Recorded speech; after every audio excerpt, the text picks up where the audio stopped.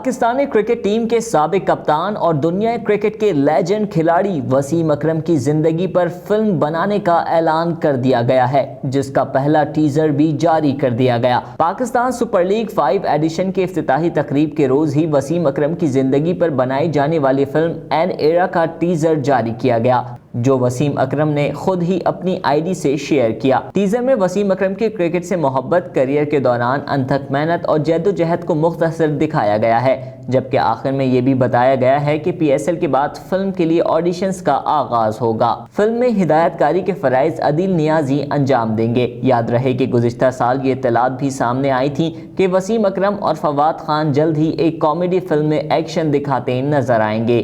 Anjar Ahmad, DNN, Karachi.